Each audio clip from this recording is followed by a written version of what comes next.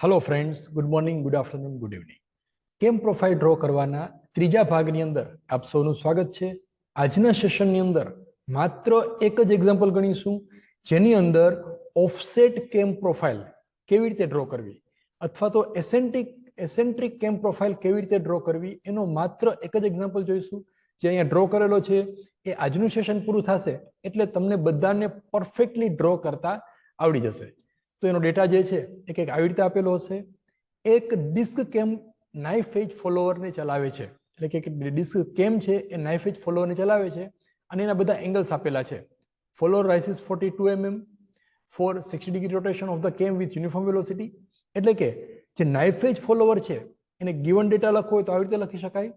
કેમ lift h બરાબર 42 millimetre, θ1 પહેલા 60 ડિગ્રી સુધી ફોલોવર ઉપર ચડે છે, રાઈટ, વિથ યુનિફોર્મ વેલોસિટી। જો ટૂંકમાં આ જે ડેટા આપેલો છે એને આવી રીતે લખી શકાય। પછીના 30 ડિગ્રી ભ્રમણ દરમિયાન ફોલોવર સ્થિર રહે છે, એટલે શું આવશે? θ2 ઇઝ ઇક્વલ ટુ 30 ડિગ્રી ડ્વેલ।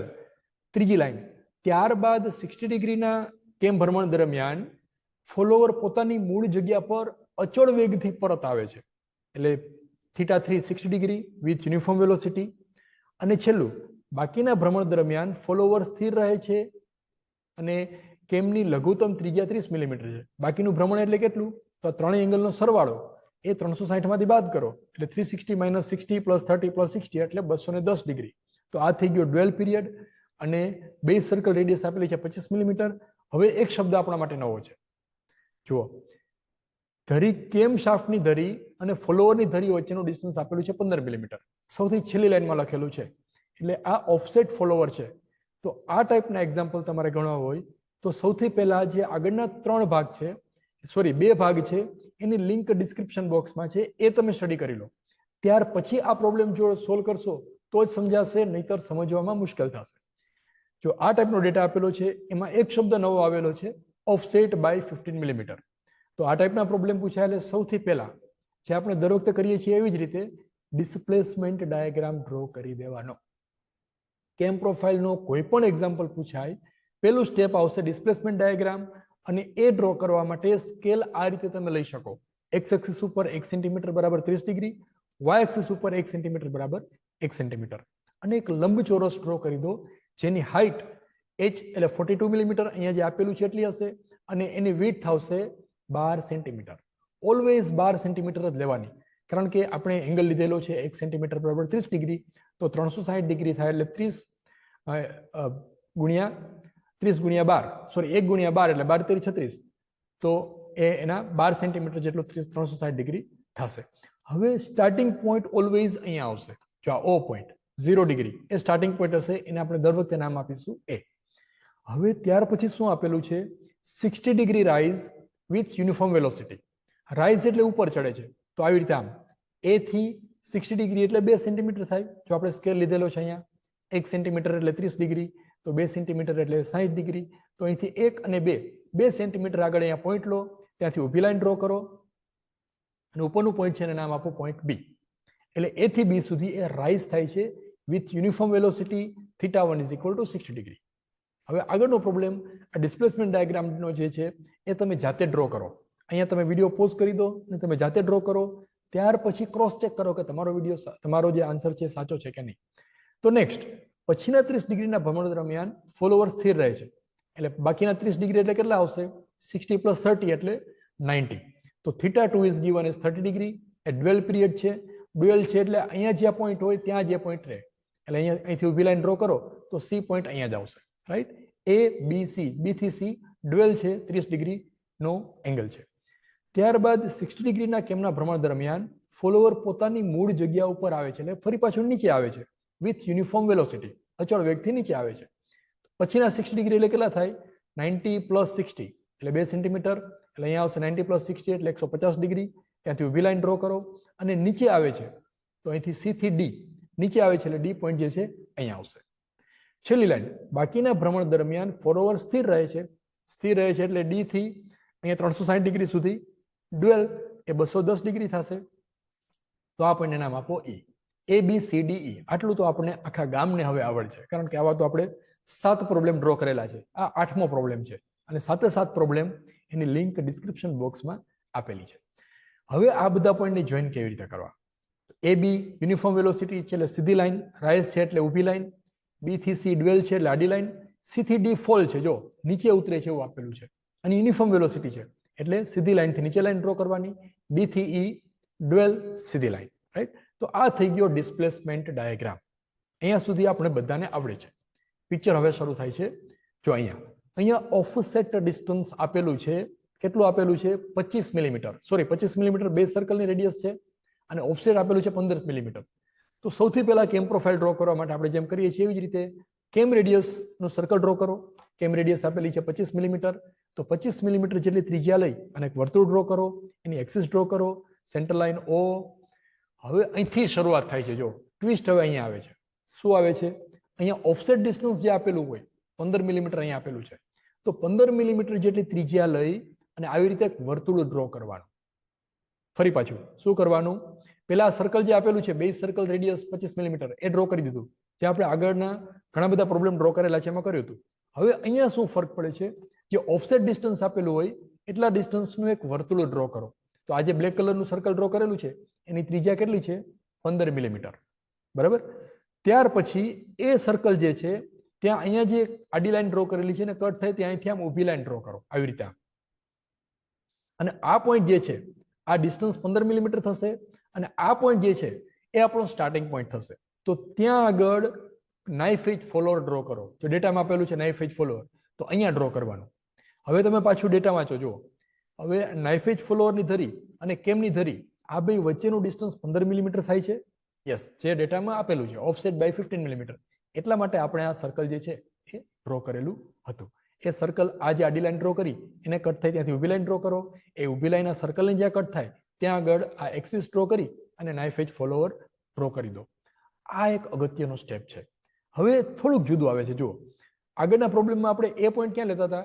ઉપર લેતા હતા. અહીંયા જ્યાં આગળ નાઇફ એજ ફોલોઅર ત્યાં લેતા હતા. અહીંયા એ પોઈન્ટ અહીંયા આવશે. જ્યાં નાઇફ એજ ફોલોઅર અને સર્કલ કટ થાય છે ત્યાં આગળ પોઈન્ટ એ આવશે. બરાબર? હવે એ અને ઓ ને જોઈન કરો, જે આપણે આગળના પ્રોબ્લેમમાં પણ કરતા હતા.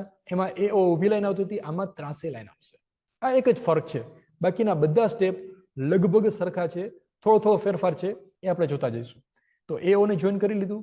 હવે આપણે જે આગળના પ્રોબ્લેમમાં ડ્રો કરતા હતા એમાં અહીંયા જો રોટેશન આપેલું છે, ક્લોકવાઇઝ આપેલું છે. ક્લોકવાઇઝ રોટેશન છે ને, કેમ જે છે ક્લોકવાઇઝ ફરે છે. તો કેમ જ્યારે ક્લોકવાઇઝ ફરતી હોય ત્યારે એની પ્રોફાઇલ ડ્રો કરો એ એન્ટી ક્લોકવાઇઝ ડ્રો કરવાની. એવું શું કામ? એ આપણે આગળના સેશનમાં જોયું હતું. કારણ કે એ ઉલટી ડ્રો કરો તો જ ગોળ ફરે ત્યારે સીધી થાય. ઇન શોર્ટ, અહીંયા જે રોટેશન આપેલું હોય એના કરતાં ઉલટી દિશામાં આપણે એંગલ લેવાના. એ શું કામ લેવાના આપણે આગળ પણ સમજાશે જ્યારે પ્રોફાઇલ ડ્રો થઈ જાય ત્યારબાદ. અહીંયા ક્લોકવાઇઝ આપેલું છે, એન્ટી ક્લોકવાઇઝ. ઓ એની સાથે એન્ટી ક્લોકવાઇઝ ડાયરેક્શનમાં પેલો એંગલ કેટલો છે? θ1 60 ડિગ્રી. તો 60 ડિગ્રીના ખૂણે અહીંયા લાઈન ડ્રો કરી દો. રાઈટ? આ પોઈન્ટ જે છે એને આપણે નામ આપીએ પોઈન્ટ 3. કોઈ પણ નામ આપી શકો. આપણે અહીંયા 3 નામ આપેલું છે. શું કામ આપ્યું છે આપણે આગળ જોઈશું. સમજાઈ ગયું? AO ની સાથે 60 ડિગ્રીના ખૂણે θ1 લાઈન ડ્રો કરી. ત્યાર પછી θ2 છે, કેટલા એંગલ છે? 30 ડિગ્રી. તો આ જે લાઈન ડ્રો કરી એની સાથે 30 ડિગ્રીના ખૂણે લાઈન ડ્રો કરો. સોરી, આમાં થોડુંક જુદી રીતે કર્યું છે, આપણે એ કરીએ પહેલા. હવે આગળ જેમ કરતા હતા એવી જ રીતે આ 0 થી 60 ડિગ્રીનો એંગલ છે એના એક સરખા ભાગ કરવાના. તો શું કરીશું? આ જે A થી B વચ્ચેનો જે પોર્શન છે એના એક સરખા 3 ભાગ કરવા હોય તો શું કરાય? એ આપણે બધાને આવડે છે. બરાબર? એક સરખા 3 ભાગ કરી દો. નીચેના પોઈન્ટને નામ આપો 1, ઉપરનું પોઈન્ટને નામ આપો P1, નીચે 2 અને P2. આ 1, P1, 2 અને P2 જે આપણે આગળ કરતા હતા એ જ રીતે છે. આમાં કંઈ નવું નથી. રાઈટ? હવે આ જે P1 અને P2 છે એને અહીંયા લોકેટ કરવા હોય તો શું કરવાનું? વિચારો. વળી પાછો વિડીયો પોઝ કરી દો, જાતે ડ્રો કરો, પછી ફરી પાછો ઓન કરી અને તમે જુઓ કે શું કરવાનું. આ જે એંગલ છે 60 ડિગ્રી એના પણ એટલા જ ભાગ કરવાના. આના જેટલા ભાગ કર્યા હોય એટલા. આના 3 ભાગ કરેલા છે તો આ 60 ડિગ્રીના પણ 3 ભાગ કરવાના. આવી રીતે આમ. સોરી, આમાં વળી પાછું જુદી રીતે કર્યું છે. કાંઈ વાંધો નહીં. હવે બાકીનો θ2 એંગલ. θ2 30 ડિગ્રી છે. રાઈટ? તો 30 ડિગ્રી એટલે આવી રીતે આવશે. આ જે એંગલ ડ્રો કર્યો છે એની સાથે 30 ડિગ્રીના ખૂણે એક લાઈન ડ્રો કરી દો. આ પોઈન્ટ નંબર 4, આપણે નામ આપીએ પોઈન્ટ નંબર 4. ત્યાર પછી કેટલો એંગલ છે? 60 ડિગ્રી. તો આની સાથે 60 ડિગ્રીના એંગલે ફરી પાછો એક લાઈન ડ્રો કરી દો, θ3. અને આ પોઈન્ટ જે છે એને આપણે નામ આપી દઈએ પોઈન્ટ D. એટલે A3 4D. A3 4D. બરાબર, અહીંયા જે નામ હોય એ જ નામ આ સર્કલ ઉપર આવશે. પહેલો એંગલ 60 ડિગ્રી, બીજો 30, ત્રીજો 60, તો આ 60, 30, 60. અહીંયા જે હોય એ જ એંગલ અહીંયા ડ્રો કરી દેવાના. ત્યાર પછી હવે આ જે પોર્શન છે એ થી બી વચ્ચેનો, એમાં રાઇઝ થાય છે અને આપણે એના 3 ભાગ કરેલા છે. તો આ એંગલના પણ 3 ભાગ કરી દો. એ થી 3 ના 3 ભાગ કરવા માટે 60 ડિગ્રીનો ખૂણો છે, તો 20 ડિગ્રીના ખૂણે લાઈનો ડ્રો કરી દો. અહીંયા 20 ડિગ્રીના ખૂણે એક લાઈન ડ્રો કરો, અને પોઈન્ટ નંબર 1 નામ આપો, અને આ પોઈન્ટને નામ આપો પોઈન્ટ નંબર 2. એટલે 1 2 થઈ ગયા, 3 4. પછી હા, હવે ટ્વિસ્ટ આવે છે. હવે જો આગળના પ્રોબ્લેમમાં શું કરતા હતા, 1 2 3 સીધા જોઈન કરેલા હતા. અહીંયા 1 થી P1 વાળું ડિસ્ટન્સ માપતા હતા. પણ જ્યારે ઓફસેટ ફોલોવર હોય ત્યારે એમાં એક ફેરફાર કરવાનો છે. શું ફેરફાર કરવાનો છે તમને પછી કહીશ. પહેલા એક નાનકડી વાત કરી દઉં. જો તમને સમજાતું હોય તો કમેન્ટ બોક્સમાં લખજો, વિડીયોને લાઈક કરજો, જેથી કરીને મને ખબર પડે કે તમને આ બધું સમજાય છે. અધરવાઇઝ આપણે મહેનત ના કરીએ, ટાઈમ ના બગાડીએ.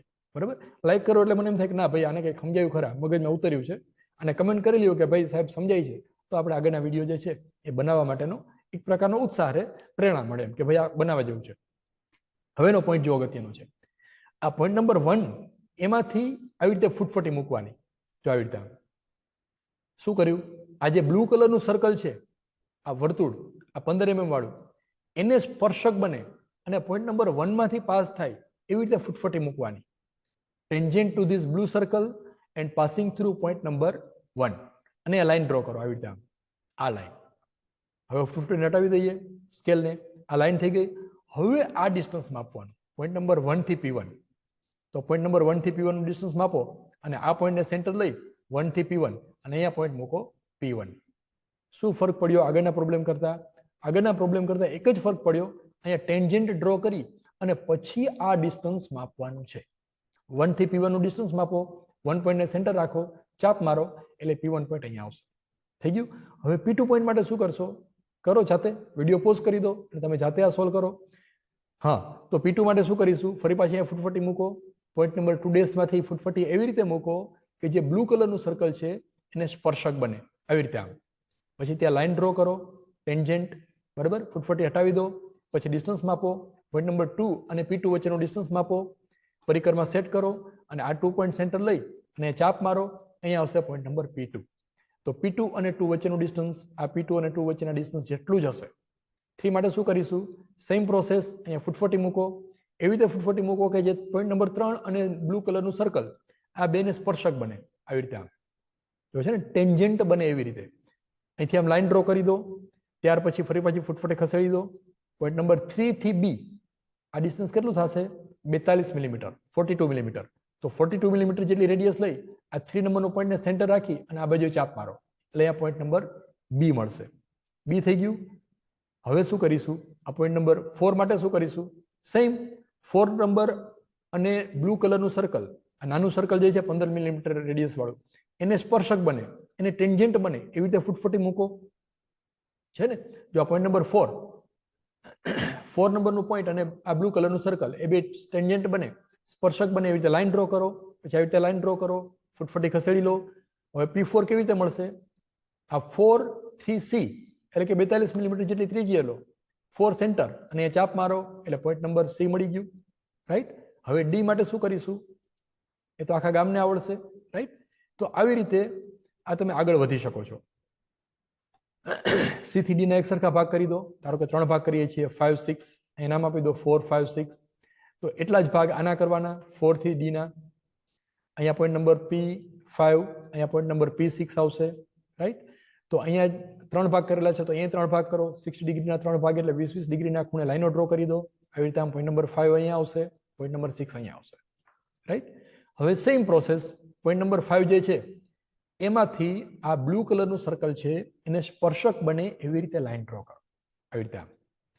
અને ડિસ્ટન્સ ક્યાંથી માપવાનું, અહીંથી P5 ટુ P5, એટલે અહીંથી આ 5 ટુ P5, એટલે અહીંયા P5 પોઈન્ટ મળી ગયું.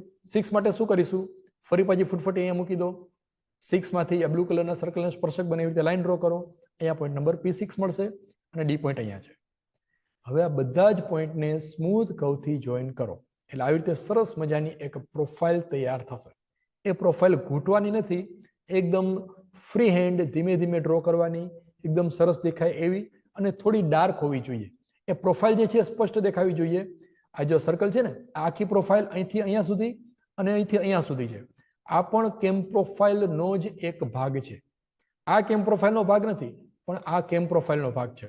એમસીક્યુમાં આ ટાઈપની ફિગર પૂછાઈ શકે કે આમાંથી અહીંયા એરો કરીને કરેલું હોય કે આને કેમ પ્રોફાઇલ કહેવાય કે નહીં, તો આને કેમ પ્રોફાઇલ કહેવાય, કારણ કે ઇટ્સ અ પાર્ટ ઓફ કેમ, કારણ કે ફોલોવર જે છે એને ટચ થાય છે. ત્યાર પછી નામ લખી દો. આ ક્લોકવાઇઝ ડાયરેક્શનમાં રોટેટ થાય છે કેમ, એટલે ક્લોકવાઇઝ ડાયરેક્શનનો સિમ્બોલ ડ્રો કરો. અહીંયા લખી દો ઇટ્સ અ કેમ પ્રોફાઇલ. અહીંયા લખવાનું કેમ પ્રોફાઇલ, એરો મારીને આ ડાયરેક્શન લખવાની. હવે તમે વિચારો, જો આ કેમ ક્લોકવાઇઝ ડાયરેક્શનમાં ફરશે તો આ ફોલો આ છે રાઇઝ થશે, right, 60 degree rise with UFM, sorry uniform velocity. એટલા માટે આપણે જે શરૂઆતમાં એંગલ લીધેલો હતો એ એન્ટી ક્લોકવાઇઝ ડાયરેક્શનમાં આ બધા એંગલ લીધેલા હતા, કે જેથી કરીને આ કેમ જ્યારે ફરશે ત્યારે આપણે જે સિચ્યુએશન આપેલી છે એના પ્રમાણે કેમ વર્ક કરે. આઈ હોપ આ પ્રોબ્લેમ તમને સમજાઈ ગયો હશે. ના સમજાયો હોય તો ફરી પાછા તમે આખો વિડીયો જોઈ લો, સ્ટેપ બાય સ્ટેપ આગળ વધતા જાઓ. પછી પણ જો ન સમજાય તો પૈસા પાછા, બરાબર? એટલે તમને આ પ્રોબ્લેમ સમજાઈ ગયો હશે. આગળના અલગ અલગ પ્રકારના વિડીયો આપણે બનાવીશું, તો ચેનલ સાથે જોડાયેલા રહેજો, અભ્યાસ કરતા રહેજો. આપનું ભવિષ્ય ખૂબ સારું બને, ભારત દેશના સારા નાગરિક બનો, એવી તમામ વિદ્યાર્થી મિત્રોને ખૂબ ખૂબ શુભેચ્છાઓ.